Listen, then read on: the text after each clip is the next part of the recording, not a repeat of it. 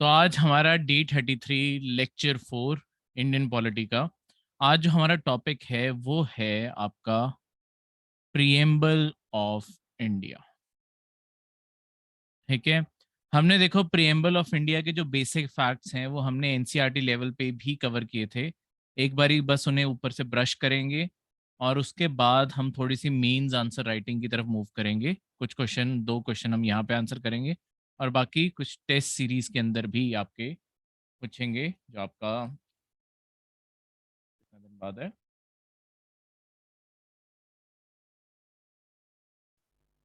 8 classes, 8 lectures के बाद है। ठीक है, 9 लेक्चर्स के साथ। तो शुरू करते हैं। सबसे पहले टेक्स्ट को ब्रेक डाउन कर करके पढ़ते हैं प्रीएम्बल के। देखो, प्रीएम्बल शुरू होता है we the people of India से। इसका अब अपने आप में क्या मतलब है? देखो, we the people of India ये एक तरह से सोर्स ऑफ द कॉन्स्टिट्यूशन है, source of power of the constitution. ये क्यों लिखा गया है यहाँ पे? ऑफ द कॉन्स्टिट्यूशन, इसका ये मतलब है कि आपके कॉन्स्टिट्यूशन को शक्ति यहां से मिलती है, we the people of India. यहीं से इसलिए शुरुआत की गई है कि बेसिकली देखो, प्रीएम्बल आपका कॉन्स्टिट्यूशन में सबसे पहले आता है, सबसे पहला पेज है। यहाँ पे अगर मैं यहाँ पे ये लिख रहा हूँ कि ये जो पूरा कॉन्स्टिट्यूशन लिखा गया है ये we the people of India से शुरुआत हो रही है, यानी कि सारे इंडिया के सिटीजन जिन प्रिंसिपल्स, जिन वैल्यूज, जिन ऑब्जेक्टिव्स पे एग्री करते हैं, ये कॉन्स्टिट्यूशन उन्हीं प्रिंसिपल्स, उन्हीं वैल्यूज, उन्हीं ऑब्जेक्टिव से आपका बना हुआ है। ठीक है, तो सारे लोगों की एक तरह से एस्पिरेशंस को पूरा करते हुए, एस्पिरेशंस का मतलब होता है उम्मीदों को पूरा करते हुए, और हमारे हिस्टोरिकल स्ट्रगल से इंस्पिरेशन लेते हुए, ऐसे वर्ड्स पेपर में लिखने होते हैं मीन्स जब भी आप करोगे। ठीक है, तो कि मतलब इन्हीं चीज़ों को आप अपने वर्डिंग्स में ब्रेक डाउन कर सकते हो कि जो हमारा हिस्टोरिकल स्ट्रगल है उससे इंस्पिरेशन और पीपल ऑफ इंडिया की एस्पिरेशंस को मीट करने के लिए जैसे हमारा कॉन्स्टिट्यूशन बनाया गया। ऐसे जब आप पेपर में वर्ड्स लिखते हो इंट्रोडक्शन में, क्या हो गया?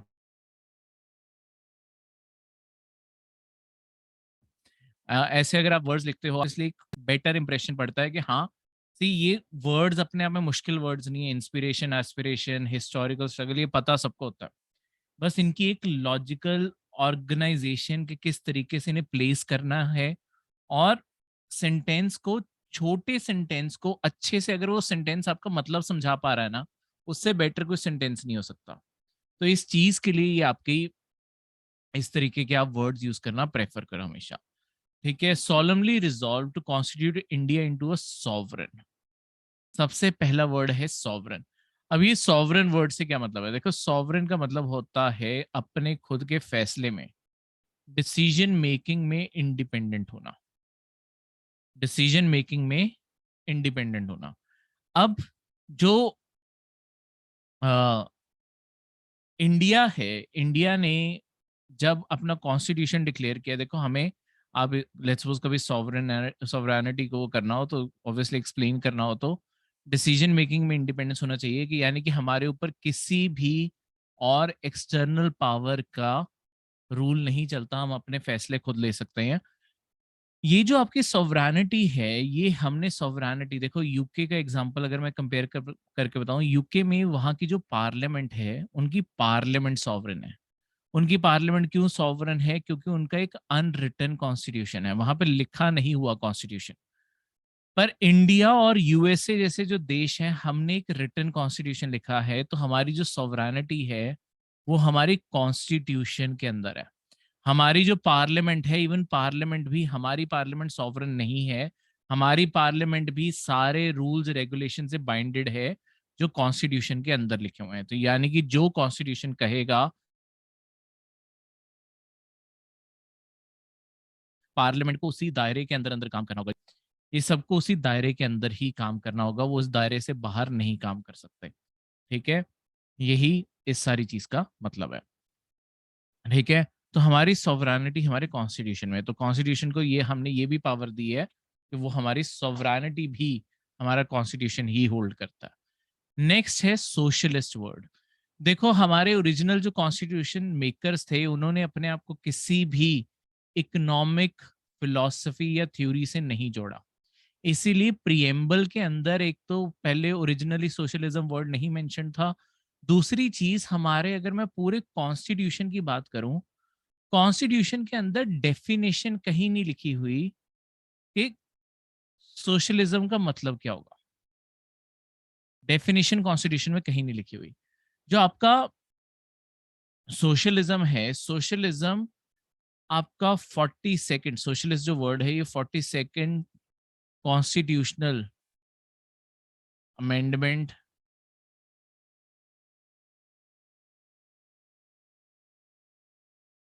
मैंने स्पेलिंग जल्दी में छोटे से लिख दिए, कॉन्स्टिट्यूशनल अमेंडमेंट एक्ट 1976 से इस वर्ड को इंसर्ट किया गया। सेकुलरिज्म जो वर्ड है वो भी इसी अमेंडमेंट से इंसर्ट किया गया था, वो आगे जाके बताता हूँ। अब पहले सोशलिज्म की बात करें। देखो हमारे कॉन्स्टिट्यूशन में सोशलिज्म की डेफिनेशन कहीं नहीं दी, क्योंकि हम किसी भी इकोनॉमिक आइडियोलॉजी से अपने आप को नहीं जोड़ना चाहते थे। ठीक है, क्योंकि कहीं ना कहीं जो कम्युनिज्म है वो भी सोशलिज्म का ही रूप है। ठीक है, वो एक्सट्रीम रूप है, पर है तो वो सोशलिज्म ही ना, जहाँ पे सरकार अपने सिटीजन्स के लिए स्टेप्स उठाती है उनके वेलफेयर के लिए, तो उसका एक्सट्रीम रूप है, पर है तो वही। तो इस तरीके से ये कभी भी आपके ऐसे जो वर्ड्स हैं उससे हम नहीं अपने आप को जोड़ना चाहते थे। पर अगर इन जनरल कॉन्स्टिट्यूशन की बात की जाए, देखो चाहे आपके फंडामेंटल राइट्स है, आगे जाके हमने चैप्टर पढ़ना है फंडामेंटल राइट्स का। फंडामेंटल राइट्स के चैप्टर के अंदर हमने एक्सप्लॉयटेशन के खिलाफ आर्टिकल्स लिखे हुए हैं। ठीक है, आपका उसके खिलाफ आर्टिकल लिखे हैं कि बच्चों की, वुमेन की एक्सप्लॉयटेशन ना हो, बेगार की प्रैक्टिस खत्म करनी है। ये सारी चीजें आपकी मतलब आपकी सोशलिज्म के लोगों को बराबर इक्वल स्टेटस दिलाना है। ठीक है, वैसे ही आपके डीपीएसपी के अंदर आपके आर्टिकल जैसे 38 आर्टिकल है, ये जो आर्टिकल्स हैं ये यही प्रमोट करते हैं कि लोगों के पास जॉब होनी चाहिए, equal ways for equal work होना चाहिए, ऐसी सारी चीजें। तो जैसे जैसे देखो, आप चाहे हम अभी आंसर राइटिंग प्रिएम्बल के कुछ क्वेश्चंस को प्रैक्टिस करना शुरू करेंगे, आपको जितना हम आगे कवर करते जाएंगे आपको धीरे धीरे इनमें से अलग अलग, क्योंकि आर्टिकल्स पढ़ते जाएंगे यहाँ पे एग्जाम्पल्स मिलते जाएंगे। तो ऑब्वियसली जब भी क्वेश्चन लिखो, जितना आपने पढ़ा हुआ है, जो भी आपको आता है, ऑब्वियसली वहां से एग्जाम्पल्स जरूर ढूंढने की कोशिश करना, ताकि आपके आंसर्स अपने आप और ज्यादा बेटर हो सके। ठीक है, नेक्स्ट वर्ड है सेकुलरिज्म। देखो सेकुलरिज्म दुनिया में दो टाइप का होता है, पॉजिटिव सेकुलरिज्म और आपका नेगेटिव सेकुलरिज्म। ठीक है, पॉजिटिव सेकुलरिज्म का मतलब है जहां पे जैसे इंडिया का सिस्टम है। देखो हमारा जो सेकुलरिज्म, मतलब वेस्ट में आपके नेगेटिव यूज होता है, पहले वेस्ट का ही चलो बताता हूँ। वेस्ट का सेकुलरिज्म ज्यादा सिंपल था, क्योंकि वहां पे कन्फ्लिक्ट था स्टेट की क्या पावर है और चर्च की क्या पावर है। तो एक ही रिलीजन डोमिनेट करता था, तो इस कारण स्टेट और रिलीजन के बीच का जो कन्फ्लिक्ट था उसे दूर करने के लिए वो सेकुलरिज्म का कंसेप्ट लेके आए, जहां पे आपके जो सेकुलरिज्म है ये बोला गया कि स्टेट अपना काम करे, रिलीजन अपना काम करे, दोनों एक दूसरे के काम में दखल अंदाजी नहीं करेंगे। तो दोनों अलग अलग रास्ते, दोनों ने एक तरह से एक दूसरे से बिल्कुल रिलेशन तोड़ दिए। दूसरी साइड पे जो पॉजिटिव सेकुलरिज्म है, ये ऐसे जैसे इंडिया के अंदर है, यहाँ पे हमने रिलीजन से रिश्ते नहीं तोड़े, हमने सबसे रिश्ते बना के रखे। हमारा ये कंसेप्ट था। देखो, एक इससे पहले एक आपको और वर्ड बता दूं, थियोक्रेटिक स्टेट क्या होती है।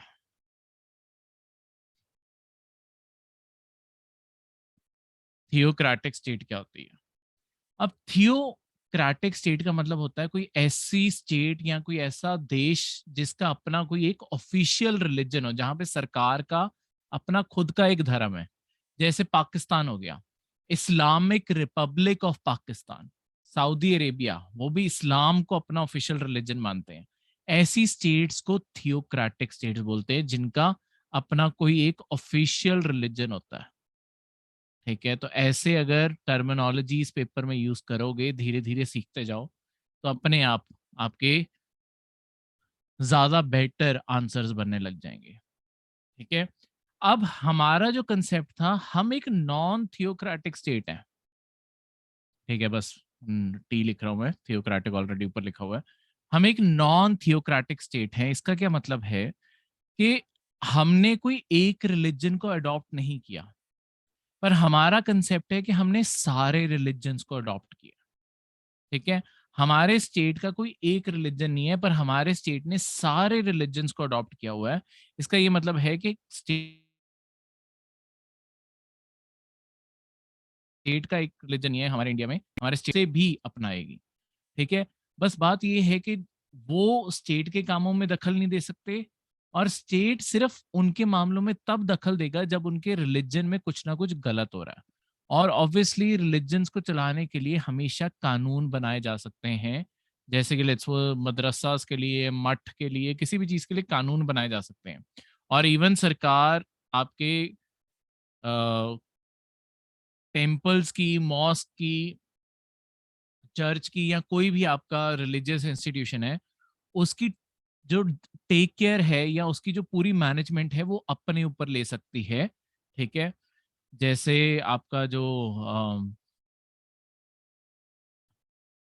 ट्रेवैनकोर फैमिली के साथ डिस्प्यूट था, काफ़ी फेमस वहाँ पे टेम्पल है, टेम्पल का एक मिनट, नाम आपको मैं बताता हूँ। ट्रेवैनकोर फैमिली के साथ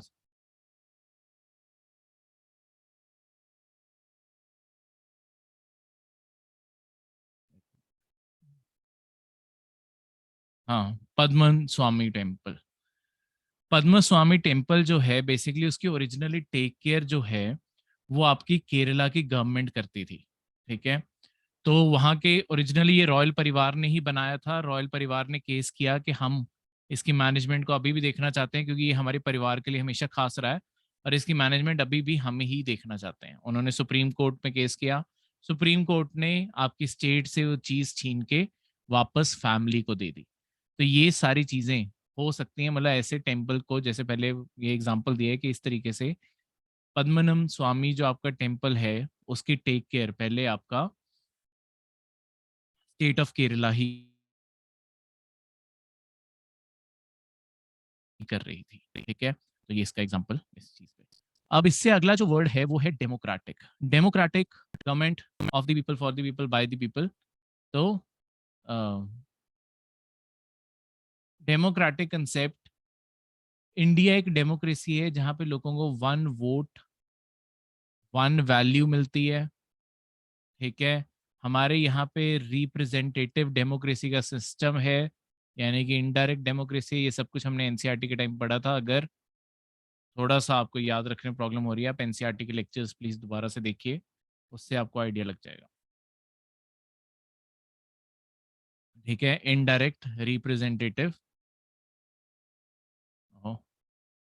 डेमोक्रेसी आपकी यहाँ पे एग्जिस्ट करती है, ठीक है? क्लियर है? और ये जो सारी चीजें लिखी हुई है ना, sovereign, socialist, secular, democratic, Republic, ये है इंडिया के कॉन्स्टिट्यूशन की वैल्यूज। तो कभी आपको मेंस में क्वेश्चन आ जाए कि वैल्यूज ऑफ इंडियन कॉन्स्टिट्यूशन क्या है, उसका मतलब होगा ये वाले आपसे वर्ड्स पूछे जा रहे हैं, ठीक है? तो ये सारी हमने इंडियन कॉन्स्टिट्यूशन को कौन सी वैल्यूज देने की कोशिश की है, वो ये रहा, ठीक है? इसके अलावा आपको कभी ये क्वेश्चन आ जाए कि कॉन्स्टिट्यूशन के अंदर की फिलोसफीज क्या रही हैं, फिलोसफीज ये सारी हैं, ये फिलोसफीज हैं और यही आपके फिलोसफी से ऑपोजिट यही ऑब्जेक्टिव्स भी हैं। देखो, फिलोसफी वर्ड कोई ऐसी चीज को रेफर करते हैं ऑब्वियसली जो अभी जो इसका आइडल फॉर्म है वो अभी ग्राउंड पे एग्जिस्टेंस में नहीं हो सकता, शायद ना हो, ठीक है? पर हम हमेशा फिलोसफीज को अचीव करने की कोशिश करते हैं, इनसे इनके मुताबिक जीने की कोशिश करते हैं। तो हमारा देश इनके मुताबिक चलने की कोशिश कर रहा है, वो अलग चीज है। वैसी ऑब्जेक्टिव्स ऑब्जेक्टिव्स ऑब्वियसली कुछ चीजें पूरी करनी है हमने अपने देश के लिए, ठीक है? डेमोक्रेटिक रिपब्लिक तो अपने आप को हम बना चुके थे, ठीक है? ये सब कुछ तो बन चुका है, ठीक है? सॉवरन हम हो गए, सोशलिस्ट हम बन गए, सेकुलर हम बन गए, ये तो बन चुके हैं, ये वैल्यूज हैं जिसके ऊपर हमने देश बनाया है। ये हैं फिलोसफीज या ऑब्जेक्टिव्स जो हमने अचीव करने हैं। तो हमने जस्टिस में क्या क्या देना है, सोशल जस्टिस, इकोनॉमिक जस्टिस और पॉलिटिकल जस्टिस। ऑर्डर बहुत लॉजिकली अरेंज करके लगाया गया है, क्योंकि जिस पर्सन को सोशल जस्टिस नहीं मिलता, यानी कि समाज में इंसाफ नहीं मिलता, उसे इकोनॉमिक और पॉलिटिकल तो मिल ही नहीं सकता। जिस पर्सन को सोशली मिल गया, अब उसे अगली जो जस्टिस चाहिए वो है इकोनॉमिक, के रिसोर्सेज बराबर बटे, उनमें इक्वल डिस्ट्रीब्यूशन हो, वो सारी चीजें आपकी यहाँ से आ गई। थर्ड है आपका पॉलिटिकल जस्टिस। पॉलिटिकल जस्टिस का मतलब है जहां पे आपको पॉलिटिक्स में भी जस्टिस मिले, अनफेयरनेस, अनफेयर सिस्टम ना हो। ठीक है। नेक्स्ट है लिबर्टी। लिबर्टी आपको किस किस चीज की मिलती है? थॉट, एक्सप्रेशन, बिलीफ, फेथ और वर्शिप की। आप कोई भी चीज वो सोच सकते हो, उसे एक्सप्रेस करने का कोई तरीका ढूंढ सकते हो। बिलीफ, फेथ और वर्शिप किसी भी चीज की आप कर सकते हो। ठीक है, आपको लगता है आपको मंदिर जाना है, आप मंदिर जाइए। आपको अपनी खुद की पर्सनल वर्शिप करनी है, पर्सनल वर्शिप कीजिए। आपको अपने खुद के पेन की वर्शिप करनी है, आपकी मर्जी है। आप किसी भी चीज में विश्वास कर सकते हैं। हर बंदे के अपने अपने बिलीफ हैं, अपने अपने विश्वास हैं, वो उसके मुताबिक चल सकता है। स्टेट उसके ऊपर कोई रोक नहीं लगाएगी। कोई पर्सन किसी विश्वास को या किसी रिलीजन को नहीं भी मानना चाहता, ठीक है, वो एथीस्ट है, एथीस्ट होते हैं जो किसी रिलीजन को नहीं मानते, वो भी कर सकता है, उसकी भी उसकी मर्जी है। ठीक है। नेक्स्ट है इक्वालिटी। इक्वालिटी हमारा कॉन्स्टिट्यूशन फिलोसफी ऑब्जेक्टिव है कि हम लोगों को स्टेटस और अपॉर्चुनिटी की इक्वालिटी दे सके। ठीक है। स्टेटस यानी कि सबको बराबर समाज के अंदर स्टेटस मिले, बराबर का दर्जा मिले। अपॉर्चुनिटी, जब भी मौका हो, लोगों में कभी भी religion, caste, race, sex, place of birth के बेसिस पे फर्क ना करते हुए हम सबको बराबर की अपॉर्चुनिटी दे पाए कि हर पर्सन अपने आप को ग्रो करके लाइफ में आगे बढ़ सके। ठीक है। लास्ट में है ये सारी चीजें क्यों अचीव करनी है, हमारा जो सबसे अल्टीमेट ऑब्जेक्टिव है वो है फ्रेटर्निटी। फ्रेटर्निटी का मतलब होता है भाईचारा। क्यों करनी है? ताकि हमारे एक जितने भी हमारे सिटीजन्स हैं, पीपल ऑफ इंडिया हैं, उन्हें एक तो हम डिग्निटी दे सके, ठीक है, डिग्निटी भरी जिंदगी दे सके। और दूसरी, unity and integrity of India हमेशा बनी रहे, देश हमारा जुड़ा रहे, इंटेग्रिटी उसकी बनी रहे। तो ये जो आपकी यूनिटी और इंटेग्रिटी वर्ड है, इंटेग्रिटी, ये आपका ये भी 42nd अमेंडमेंट से आया था, 1976। ठीक है। तो ये चीज, अब इससे आगे बढ़ते हुए, प्रिएम्बल में इससे आगे बात करूं। देखो जो आपका प्रिएम्बल है, इसके जो लास्ट में लिखा है वो ये लिखा है, क्योंकि देखो प्रिएम्बल आपका सारा कॉन्स्टिट्यूशन लिखे जाने के बाद अडॉप्ट किया गया था। ठीक है।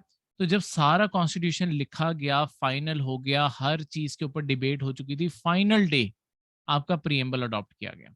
इसके ऊपर कोई डिस्कशन नहीं हुई है, कोई डिबेट नहीं हुई है, कुछ नहीं हुई है। तो इस कारण बस इस डॉक्यूमेंट के अंदर एक तो हमने वैल्यूज लिख दी, फिलोसफीज लिख दी, और उसके बाद यहाँ पे बस ये चीज लिख दी है कि कौन सी डेट को बन के आपका कॉन्स्टिट्यूशन तैयार हुआ। फिर सारे लोगों ने, जितने भी कॉन्स्टिट्यूंट असेंबली ये थे, सबने इसी डॉक्यूमेंट के ऊपर साइन पे लिखा है कि 26 नवंबर 1949 को आपका कॉन्स्टिट्यूशन बन के तैयार हो गया था। तो उसे अडॉप्ट, एनैक्ट और अपने आप को हमने ये कॉन्स्टिट्यूशन दे दिया। ये जो डेट है इसे हर साल एज अ कॉन्स्टिट्यूशन डे इसी चीज कारण मनाया जाता है। ठीक है, वो इसी चीज के कारण मनाया जाता है। क्लियर है? तो ये सारी इस चीज की, ठीक है।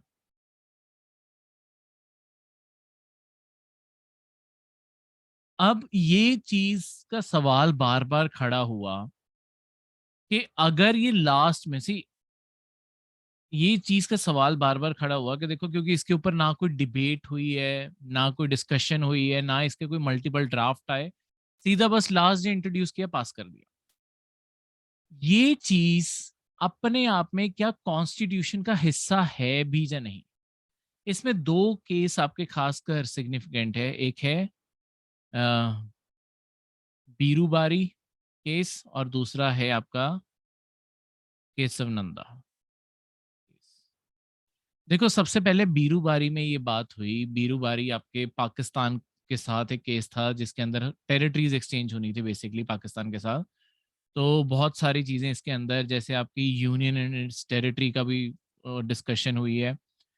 तो ये जो आपके डिबेट थी, इसके अंदर यही सवाल सबसे पहले उठा कि क्या प्रिएम्बल, मतलब और भी सवाल थे उसमें से, प्रिएम्बल के रिगार्डिंग क्या सवाल उठा कि क्या प्रिएम्बल को हम कॉन्स्टिट्यूशन का हिस्सा मान सकते हैं?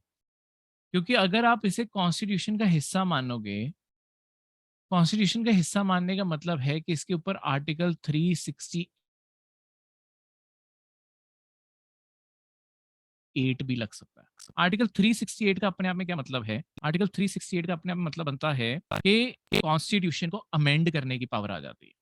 ठीक है, कॉन्स्टिट्यूशन को अमेंड करने की पावर यहीं से आती है। यानी कि आपकी पार्लियामेंट, देखो आर्टिकल 368 ये कहता है कि पार्लियामेंट ऑफ इंडिया जो भी चीज मतलब आपके कॉन्स्टिट्यूशन के अंदर लिखी हुई है उसे वो चेंज कर सकते हैं। तो अगर मैं ये कह रहा हूं कि आपके क्या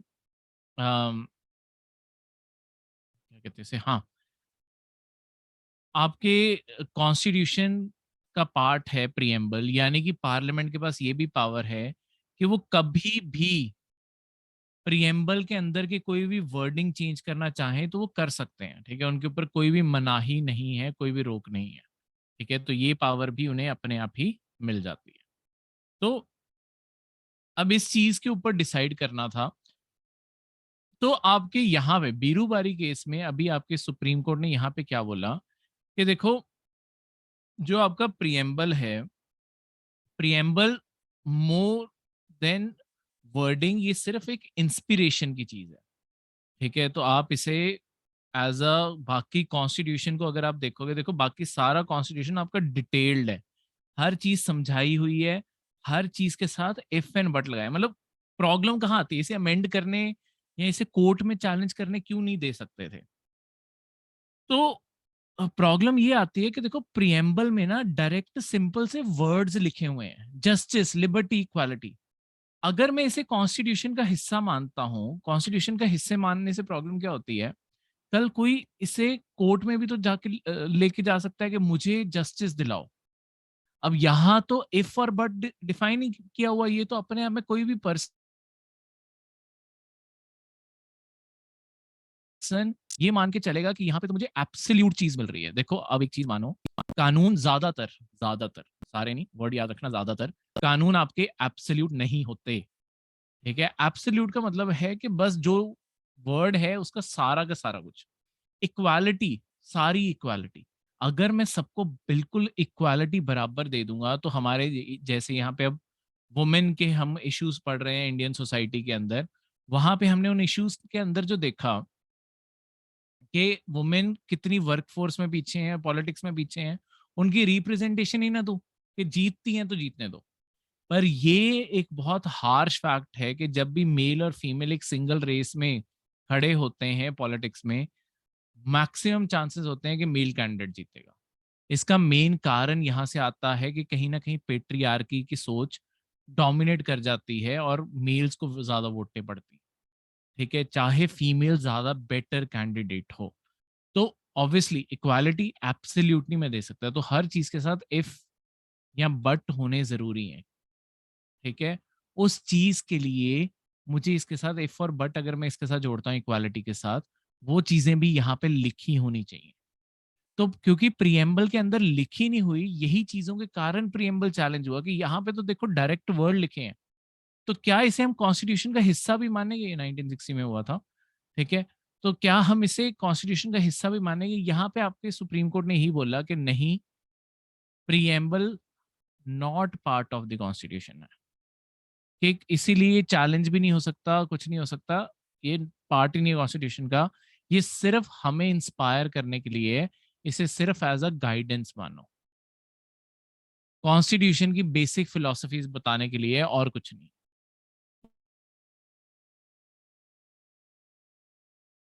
यही सवाल फिर से दोबारा से केशव नंदा भारती केस में, अब मैंने आपको ये जुडिशरी में पहले भी बताया है कि जो कोर्ट ने फैसला सुनाया होता है, सिर्फ वो कोर्ट या उससे जो ऊपर कोर्ट है वही उसका डिसीजन पलट सकते हैं, उससे जूनियर कोर्ट नहीं पलट सकते। तो यानी कि जितना भी टाइम 1960 से 73 के बीच में रहा होगा, अगर इसके रिगार्डिंग कोई भी मामला हाई कोर्ट में आया हो, डिस्ट्रिक्ट कोर्ट में आया हो, उन सब ने यही बोला होगा कि प्रीएम्बल कॉन्स्टिट्यूशन का हिस्सा नहीं है, क्योंकि सुप्रीम कोर्ट ने बोला हुआ है।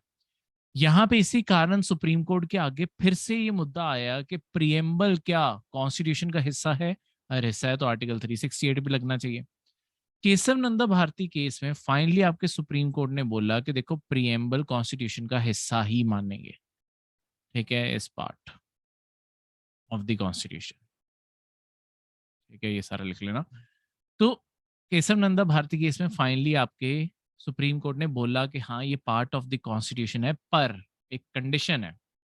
कंडीशन ये है कि जो आपका प्रीएम्बल है ये नॉन जस्टिसिएबल है। ये चीज आगे भी हम जाके दो को जगहों पे यूज करेंगे, तो मैं आपको यहाँ पे ही इसका मतलब बता दूं। नॉन जस्टिसिएबल का मतलब है कि इसे आप कोर्ट में लेके नहीं आ सकते, ये कोर्ट में चैलेंज नहीं किया जा सकता, इसे कॉन्स्टिट्यूशन का हिस्सा मान रहे हैं। इसका मतलब है कि आर्टिकल 368 पार्लियामेंट कभी भी से इसके वर्डिंग्स को बदल सकती है, पर इसे आप कोर्ट में नहीं ला सकते, क्योंकि ये ब्लेटेंट वर्ड्स हैं, ठीक है, कि मुझे सेकुलरिज्म दिलाओ। कौन सा सेकुलरिज्म, कौन सा राइट चाहिए तुम्हें? ठीक है, मुझे वर्शिप करने का राइट दो। किस चीज की वर्शिप, कहां तक रिक्वायरमेंट है? मैं कहूं कि मेरी वर्शिप के अंदर बलि देना है, तो मुझे अलाउ थोड़ी कर दिया जाएगा, क्योंकि इसमें इफ बट क्राइबल है। नॉन जस्टिसेबल का मतलब है कि आप इसे कोर्ट में चैलेंज नहीं कर सकते कि ये जो वर्ड लिखे हैं मुझे ये दिलाओ। अगर आपको इसमें से कुछ भी चाहिए, लेट्स सपोज आपको सेकुलरिज्म का कुछ अचीव कर रहा है, आप फंडामेंटल राइट का आर्टिकल 25 से लेके 28 के बीच में आपको जो चाहिए, अब वो वाला आर्टिकल, वो वाला क्लॉज लेके आओ। प्रिएम्बल कॉन्स्टिट्यूशन के अंदर आपको कुछ नहीं दिलाएगा, मतलब सुप्रीम कोर्ट के अंदर कुछ नहीं दिलाएगा। ये सिर्फ वही, फिर से वो चीज को, ये एक सिर्फ गाइडिंग डॉक्यूमेंट है, ये एक सिर्फ इंडिया की वैल्यूज और फिलॉसफीज को रिप्रेजेंट करता है। इसे आप अपने आप में कोर्ट में सिंगल डॉक्यूमेंट को चैलेंज नहीं कर सकते, क्योंकि इसके अंदर जो क्वालिफाइड लॉज के अंदर जो इफ एंड बट होना चाहिए वो है ही नहीं, ठीक है। अपने आप में ये दिखने को एब्सोल्यूट लगता है, और ज्यादातर कानून जैसे मैंने आपको बताया एब्सोल्यूट नहीं हो सकते अनटिल अनलेस कोई ऐसा क्लॉज है जिसे ऑब्वियसली एब्सोल्यूट होना पड़ेगा, जिसमें कोई इफ एंड बट की जरूरत नहीं है। जैसे एक फंडामेंटल राइट के बारे में बताता हूँ, अनटचेबिलिटी के खिलाफ। अब अनटचेबिलिटी, आप उसमें कोई इफ बट थोड़ी लगा सकते हो। अनटचेबिलिटी तो खत्म ही करनी है ना, उसके अंदर कोई इफ बट नहीं है, बस अनटचेबिलिटी कोई प्रैक्टिस नहीं कर सकता। ये नहीं कह सकते इफ ऐसे हुआ तो कर सकते हैं, नहीं, अनटचेबिलिटी होनी नहीं चाहिए, ये चीज क्लियर की गई, ठीक है। अब यहाँ पे देखो, जो सबसे ज्यादा स्टूडेंट्स को हमेशा प्रॉब्लम आती होती है वो इंट्रोडक्शन और कंक्लूजन्स में आती है। मैंने यहाँ पे कुछ इंट्रोडक्शंस और कंक्लूजन्स लिखी हैं, ठीक है, और उसके बेसिस पे आप एनी इंट्रोडक्शंस कंक्लूजन्स को मॉडिफाई करके, या जो आपके नोट्स के अंदर और डिटेल के अंदर चीजें दी हुई हैं, वहां से और लाइनें पिक करके और चीजों को यूज करके और डिटेल चीजें लिख पाओगे, ठीक है। तो यहाँ पे इंट्रोडक्शन की बात करूँ कि देखो हमारे पहले क्वेश्चन बताता हूँ, sorry. From what source does constitution of India derives it's authority? तो कॉन्स्टिट्यूशन ऑफ इंडिया को अपनी अथॉरिटी कहाँ से मिलती है? ऑब्वियसली ये हमने पढ़ा है, ठीक है, पहले we the people of India से। पर इसे ब्लेटेंटली सीधा लिखने की जगह when the founding fathers sat down in the name of we the people of India, तो कॉन्स्टिट्यूशन की यहाँ पे लाइन यूज कर ली। फाउंडिंग फादर्स का मतलब होता है जिन्होंने कॉन्स्टिट्यूशन लिखा है, ठीक है। तो ये वर्ड सारी दुनिया में इसी तरीके से यूज होता है, इसे पेट्रियार्कल वर्ड ना समझना, चाहे वुमेन भी थी आपकी उसके अंदर, पर फाउंडिंग फादर वर्ड ही यूज होता है। फादर्स एंड मदर्स मत लिखने लग जाना, सबको फाउंडिंग फादर्स ही कहते हैं। sat down in the name of we the people of India to frame a constitution and thereby establish a political system suited to our ethos, needs, aspirations। जैसे मैंने आपको बताया, सिंपल वर्ड्स हैं, needs, aspiration, Athos के हमारी society में क्या beliefs और ये सब कुछ है। Comma they resolve to constitute India into a sovereign democratic republic, क्योंकि ओरिजिनली कॉन्स्टिट्यूशन में यही वर्ड्स थे तो इन्हीं वर्ड्स को लिख दिया, ठीक है।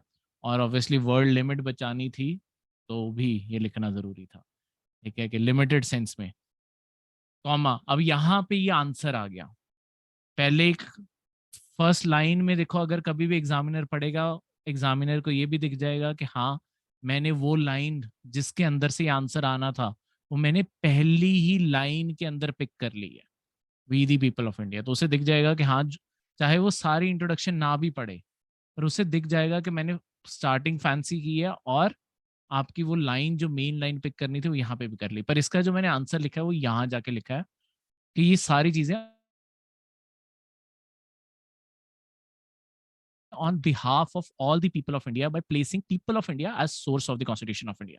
तो यहाँ पे इसका आंसर भी लिख दिया। अब इसके अंदर लेट्स सपोज कोई देखो आपको और क्वेश्चन जुड़ के आ जाए, या लोगों ने पावर कैसे कैसे प्रोवाइड की है, रिप्रेजेंटेटिव बॉडी आपकी कॉन्स्टिट्यूएंट असेंबली कैसे बनी, ठीक है, ज्यादातर लोगों को एक्सेप्टेबल है, तो आज तभी कॉन्स्टिट्यूशन चल रहा है। जितनी भी आज तक हमने डिस्कशन कैरी आउट की हैं ऐसे पॉइंट्स, तो ऑलमोस्ट ऐसा जो क्वेश्चन होता है 150 वर्ड के अंदर ही आ सकता है।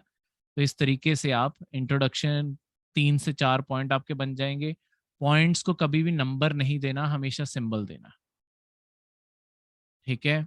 ये और ये इंट्रोडक्शन कंक्लूजन वर्ड आपने पेपर में नहीं लिखने, ये ऑटोमेटिकली सपोज होता है कि जो पहला पैराग्राफ है क्वेश्चन का वो इंट्रोडक्शन ही है, और जो लास्ट पैराग्राफ है वो कंक्लूजन है। आपको ये वर्ड्स नहीं लिखने इंट्रोडक्शन और कंक्लूजन, ये सिर्फ मैंने यहाँ पे एक्सप्लेन करने के लिए लिखेंगे मैं किस चीज के लिए पैराग्राफ दे रहा हूँ आपको, ठीक है, क्योंकि मैं पढ़ा रहा हूँ, आपने पेपर देना है, फर्क है इसमें, ठीक है। तो मैंने समझाने के लिए लिखा है, आपने पेपर में इंट्रोडक्शन और कंक्लूजन वर्ड नहीं लिखने होते, ठीक है। डायरेक्टली पैराग्राफ लिखो, पैराग्राफ अपने आप ही सपोज है कि हाँ ये वही चीज होगी, तभी यहाँ पे लिखी गई है। Conclusion, framing a new constitution of constitution for India, the first constitution. अब देखो यहाँ पे मैंने फिर से सी, ये मैंने इंट्रोडक्शन और कंक्लूजन इसलिए भी लिखी है कि फ्लो आपका दिखना चाहिए आंसर के अंदर, ठीक है। ये अलग अलग बुक्स नोट्स इन सारी चीजों से इंस्पिरेशन लेके मैंने ये सारी चीजें लिखी हैं।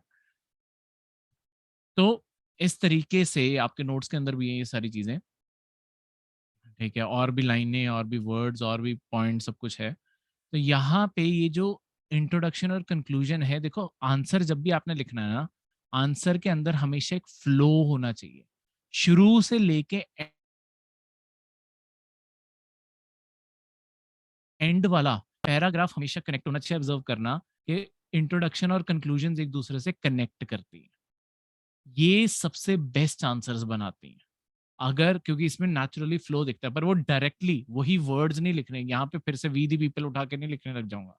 इनडायरेक्टली कैसे लिखा है, framing a new constitution for India, the first constitution of the people by the people for the people of India. तो पीपल के बारे यहाँ पे जो डेमोक्रेसी के बेसिक सेंटेंस है वो यहाँ पे लिख दी, ठीक है।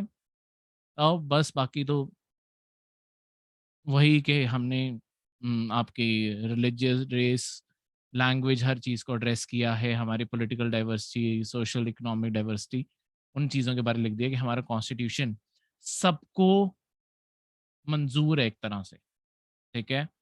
Constitution acceptable throughout the length and breadth of this vast and populous country. तो वो सारी डायमेंशंस तो वो दिखाता है कि हाँ हमारे पीपल ऑफ इंडिया को मंजूर है। तो मेरा कंक्लूजन भी वही चीज़ बोल रहा है जो मेरे इंट्रोडक्शन बोल रहा है। इस कारण कि इस तरीके के आंसर अगर आप लिखना सीख गए, ये स्किल तक आपने बिल्ड करनी है कि आपके ये चीज़ें कनेक्ट करने लग जाए। जिस दिन आप ये कनेक्ट करने लग गए, उस दिन मान लो कि आपका रैंक 1 दूर नहीं रहा,